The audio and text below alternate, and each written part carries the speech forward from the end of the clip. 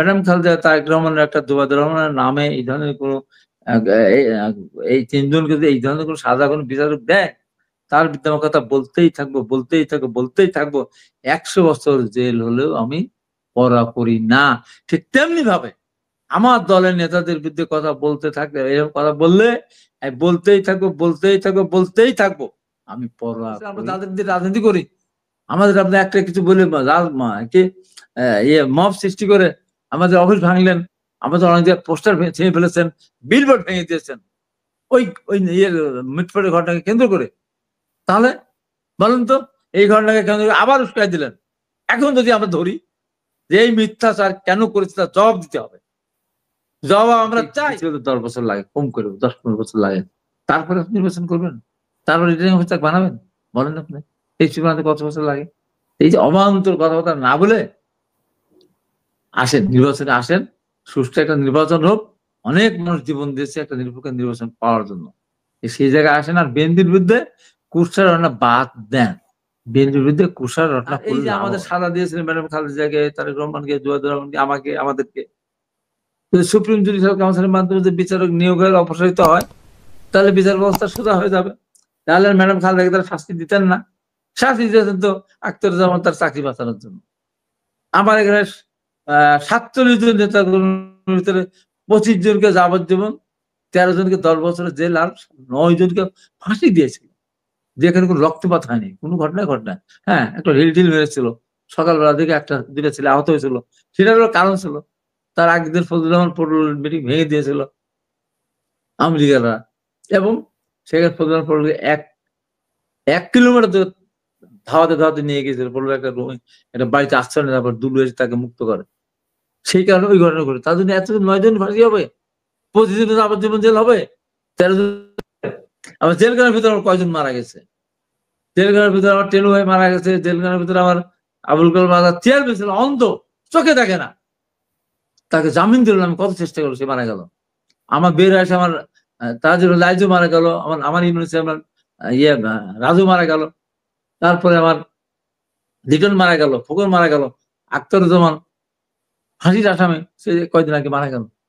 কেন? কি কারণে? কি হয়েছিল? এই যে এত অত্যাচার সহ্য করলাম, ভোগ করলাম আমরা, আর আমাদেরকে কথায় কথায় দেশ ছাড়া করতে চায়। তা আবার কি ছাত্র শিবিরের সভাপতি মাসুদ, বলেন তো, মরে যাওয়া ভালো না? আমাদের মরে যাওয়া ভালো। বিএনপির নেতা কর্মী তো জাগ্রত জিজ্ঞাসা করা উচিত, এই মাসুদ আপনি কে? বিএনপিকে দেশ ছাড়া করবেন? কি আপনি কোন কারণ, বিএনপি কোন কাজটা করেছে বিএনপি দেশ ছাড়া করবেন? এখনো আমরা ধৈর্য ধরতেছি, আমরা বুঝাচ্ছি, নিজেরা নিজের সান্ত্বনা দিচ্ছি, ধৈর্যের আমরা তো সীমা পার হয়ে যায়নি, তারা তো পার হয়ে গেছে, চাইছে তাই বলেছে, লাগামহীন কথা বলছে। আমাদের নেতৃত্ব কথা বলে, তারেক রহমান কথা বলে, হ্যাঁ আমরা তো পারি না। তার কারণ এই আওয়ামী লীগের অধীনে আমরা আন্দোলন করতে বার আহত হয়েছি, হাসপাতালে গেছি, এসব আন্দোলন করতে গিয়েছি, আমাদের এটা অবদান আছে। মুক্তিযুদ্ধে গিয়েছি, আন্দোলন সংগ্রাম ছিলাম।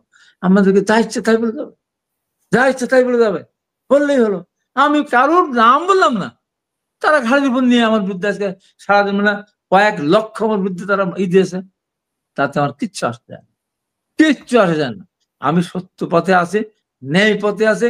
আমার দলকে যদি সন্ত্রাসী জামাত বলে, জামাত যদি বলে আমার দলকে যদি দেশ ছাড়া করতে চায়, আমার নেতা তারেক রহমান, শহীদ জিয়া রহমান, খালেদা জিয়ার, জুবাইদুর রহমান যদি বলে, তার বিরুদ্ধে আমি কথা বলতেই থাকবো, বলতেই থাকবো। যেমন বিচারপতিকে বলেছিলাম, যখন আমাকে দেখানো হলো যে এই যে আপনার দেখলেন ভিডিও, আপনি শপথ বাক্য উচ্চারণ করেন, এই কথা বলেছেন কিনা? আমি বলেছিলাম মাননীয় আদালত, শপথ বাক্য উচ্চারণ করেই বলছি, সব কথা আমি বলেছি। আবারও ঘোষণা দিচ্ছি, ম্যাডাম খালেদা তারেক রহমানের একটা জুবাইদুর রহমানের নামে এই ধরনের কোনো এই তিনজনকে যদি এই ধরনের কোনো সাজা কোনো বিচারক দেয়, তার বিরুদ্ধে আমার কথা বলতেই থাকবো, বলতেই থাকবো, বলতেই থাকবো। 100 বছর জেল হলেও আমি পরোয়া করি না। ঠিক তেমনি ভাবে আমার দলের নেতাদের বিরুদ্ধে কথা বলতে থাকলে, এরকম কথা বললে বলতেই থাকবো, বলতেই থাকবো, বলতেই থাকবো। আমি পরোয়া করি না। মাফ চাইতে হবে তাদেরকে, বলতে হবে না ভাইরা বলেছেন, ভুল করে বলেছে, না তারেক রহমান। আরে বাবা, স্বীকার পরে করতে অসুবিধা নেই। পরে যখন দেখা গেল ওই যুব দলের দুইজনই আমাদের, একজনের বহিষ্কার করা হলো, তাকে তার নামে মামলা দেওয়া হলো, তার আইনজীবী যেন কেউ নিয়োগ হয়, না নিয়োজিত হয়, সেজন্য আমরা বলে দিলাম। তাহলে এখন বলেন তারেক রহমানের মধ্যে টিনের তলে কাবা অমুকটা এইয়া এসব কথা বলছে, মাফ চাচ্ছি আমরা। আর ভুলছে বলছে তারা, ম্যানের সম্বন্ধে কথা বলছে, বলছে তারা। তারা একটা ঘটনাকে, আমি এক ঘটনাটা ঘটিয়েছি, আমি একটা চুরি করেছি, সেজন্য আমাকে পিটালেন, মারলেন, আহত করলেন, কত বিকত করলেন। পরবর্তী সময় আমি দেখলাম ভিডিও ফুটেজ দেখলেন যে আমি এটার কোনোভাবে সম্পৃক্ত না, তখন কি আপনাকে সরি বলবেন না? তখন কি বলবেন না ভাই ভুল হয়েছে, ভাই ক্ষমাকে বলবেন না? এরা প্রমাণ হলো যে এখানে তারেক রহমান সম্পৃক্ত না। তার কেন এত কথা বলার পর আপনি ভুল স্বীকার করলেন না? আবার আজকে গতকাল আবার গাজীপুরে একটা ঘটনা ঘটলো, এই সেটা দিতেলেন। এই যে মিথ্যামিথি স্ট্যাটাস দেওয়ার কারণে, মিথ্যামিথি বিএনপিদের স্লোগান দেওয়ার কারণে আমরা তো মানুষ, আমাদের লক্ষ লক্ষ, আমরা যাদের দিয়ে রাজনীতি করি, আমাদের আপনি একটা কিছু বলে কি মব সৃষ্টি করে আমাদের অফিস ভাঙলেন, আমাদের অনেক জায়গায় পোস্টার ছেড়ে ফেলেছেন, বিলবোর্ড ভেঙে দিয়েছেন ওই ওই মিটফোর্ডের ঘটনাকে কেন্দ্র করে। তাহলে বলুন তো, এই ঘটনাকে কেন্দ্র করে আবার উস্কাই দিলেন। এখন যদি আমরা ধরি যে এই মিথ্যাচার কেন করেছে তার জবাব দিতে হবে, জবাব আমরা চাই, দিতে তারা বাধ্য। আমরা ঘটনার সাথে জড়িত না, কেন বলা হলো বিএনপি হত্যাকাণ্ডের সাথে জড়িত, বিএনপি গলা কেটেছে, এই জবাব যদি আমরা চাই দিতে বাধ্য। না হলে স্বীকার করতে হবে, বলতে হবে যে না এটা ভুল করেছি, আমাদের বুঝার ভুল, আসলে বিএনপি সাথে জড়িত না। আপনি একটাও স্বীকার করবেন না, একটাও ভুল স্বীকার করবেন না, একটাও একটা বলেই যাবেন, বলেই যাবেন। আর আমাদের সর্বোচ্চ নেতা নেত্রীর বিরুদ্ধে কথা বলবেন, আর আমাকে চোখ বন্ধ করে মুখ বন্ধ করে বসে বসে দেখতে হবে, আমাকে দেখতে হবে। এই ব্যাপারে কথা বললে নিরপেক্ষ ভাবে কথা বলবেন। কেন এইটা কথাটা ঠিক বলো নাই তোমরা, যে দোষী না আমি, সেই দোষে কেন আমাকে দুষ্ট করে বলেন তো আপনি? এই জন্য আমি বলি নির্বাচন হবে, নির্বাচন তফসিল ঘোষণা হয়ে গেলে অবশ্যই তার নির্বাচনে আসবে। আর নির্বাচনে না আসলে পাকিস্তান রক্ষা করতে চেয়েছিল যেমন, পারেনি, এই নির্বাচন ঠেকাতে গেলে ওই পরিণতি হবে। আর জামাত ইসলামে তো সারা জীবন পরাজয়ের গ্লানি যে তাদের আছেই। তাদের দলের সৃষ্টি থেকে শুরু করে পাকিস্তানের স্বাধীনতা বিরোধী করেছিল, বাংলাদেশের স্বাধীনতা বিরোধিতা করেছে, আন্দোলন সংগ্রামের বিরোধিতা করেছে, এখন আবার নির্বাচনের বিরুদ্ধে যাচ্ছে। অথচ 300 আসনের প্রার্থী ঘোষণা করেছে আজ থেকে 6 মাস আগে। বলেন ওদের কাজের সাথে কথার কত অমিল। তারাই ঘোষণা করে তাদের প্রার্থী, তারা মিছিল করতে পারতে অঙ্ককে ভোট দিন, আর এখন বলতে আমরা নির্বাচনে যাবো না। কেন? কারণটা কি? কেন? কারণ কি হয়েছে? ও ভালো লাগে না, হ্যাঁ এটা ভালো নাও লাগতে পারে, কারণ তারা একটা দিন কষ্ট পাচ্ছে মনে মনে, যে জুলাই ঘটনার ভিতরে কেন কেন প্রফেসর ইউনূস এই কথাটা লিখছিলেন না, বা এই কথাটা আসলো না, যে ৭১ যারা মানবতা বিরুদ্ধে অপরাধ করেছে, আমাদের মা বোনের ইজ্জত সম্মান নষ্ট করেছে, তাদেরও বিচার হওয়া উচিত। আওয়ামী লীগের যদি ১৫০০ মানুষ হত্যাকাণ্ডের কারণে আওয়ামী লীগ তাদের বিচার হবে না, এই জন্য তারা কষ্ট পেয়েছে।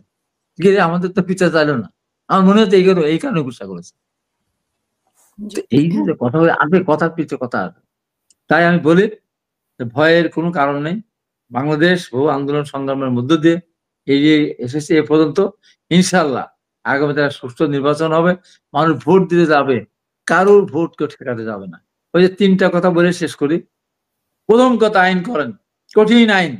নির্বাচনে, সভা সমাবেশে এবং অফিস আদালতে, রাস্তায় কোনো পোস্টার বা সভা সমাবেশে কেউ যদি আক্রমণ করে, সুনির্দিষ্ট অভিযুক্ত হলে তার প্রার্থিতা বাতিল। নির্বাচন দিন কেউ যদি ভোট কাটে, বাধা দেয়, তাহলে অভিযোগ প্রমাণ তার প্রার্থিতা বাতিল। 3 নাম্বার, ভোট হয়ে গেল, জিতে গেল, কিন্তু প্রতীয়মান হলো যে এই লোক এই অপকর্ম করে জিতে আসছে, তার এমপিশিপ বাতিল। দেখেন তো সোজা হয় কিনা?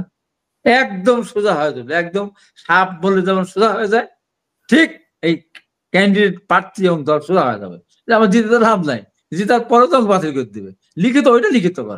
ওইটা লিখিত করেন, এই সিদ্ধান্ত নেন যে এই 3টা, বেশি টাকা লাগবে না, পয়সা লাগবে, কিছু লাগবে না, 3 টাকার আনসার দাঁড়িয়ে থাকবে লাইন সোজা করার জন্য, খুব জরুরি কোনো ব্যবস্থা ডাকার জন্য কিচ্ছু না। ওই যে চৌকস র্যাব, চৌকস সেনাবাহিনী, চৌকস পুলিশ, চৌকস সোয়াত, সবই তো ছিল। ভোটটা রাতের বেলা কাটা হয়েছে, নিষেধ করেছে?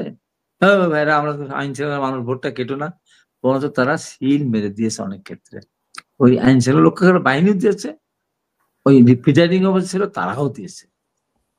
তাহলে এত চৌকস থেকে লাভটা কি হলো?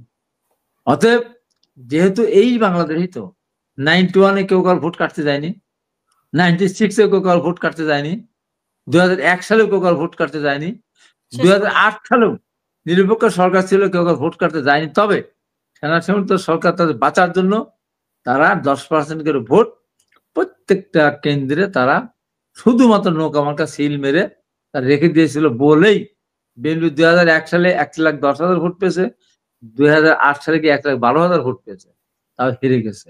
আমাদের ভোট পেয়েছে 90,000, ওখানে যা পেয়ে গেছে 1,30,000। ওই যে 10% সলিড নৌকা মার্কা সিল মারা, ওইটা দিয়ে। এই জন্য আপনি দেখেন, আপনি তো সাংবাদিক, আপনি দেখেন বাংলাদেশের ইতিহাসে সবচেয়ে বেশি ভোট কাস্ট হয়েছে 2008 সালে। এত ভোট কাটে, সিল মারে, তাও এই 82-83 এর মধ্যে সে আবদ্ধ। ওই একটা নির্বাচনে 10% করে ভোট নৌকা মারা সিল মারা ছিল বলে 86% ভোট কাস্ট হয়েছে। তাই বলি, আইন শৃঙ্খলার যে অবস্থা আছে, এই অবস্থার মধ্যে দিয়ে একটা সুষ্ঠু নির্বাচন হওয়া সম্ভব, 100% সম্ভব। আর যদি কেউ মনে করে আইন শৃঙ্খলা ঠিক করে, কত বছর লাগবে? এই আইন শৃঙ্খলা ঠিক করতে হলে সমস্ত এসপিডিসি বাড়িতে পাঠিয়ে দেওয়া লাগবে। এই আইন শৃঙ্খলা ঠিক করতে হলে এএসআই মেএসআই যারা সব বাড়িতে পাঠিয়ে দেওয়া লাগবে। তারপরে আপনি রিক্রুট করবেন, তারপরে আপনি ট্রেনিং দিবেন, তারপরে আপনি বলেন যে 5 বছর 7 বছর, একটা দিতে হলে 10 বছর লাগে, কম করে 10-15 বছর লাগে। তারপরে আপনি নির্বাচন করবেন, তারপরে রিটার্নিং অফিসার বানাবেন। বলেন আপনি এই বানাতে কত বছর লাগে? এই যে অবান্তর কথাবার্তা না বলে আসেন, নির্বাচনে আসেন, সুষ্ঠু একটা নির্বাচন হোক। অনেক মানুষ জীবন দিয়েছে একটা নিরপেক্ষ নির্বাচন পাওয়ার জন্য। সেই জায়গায় আসেন। আর বিএনপির বিরুদ্ধে কুৎসার রটনা বাদ দেন। বিএনপির বিরুদ্ধে কুৎসার রটনা করলে লাভ হবে না।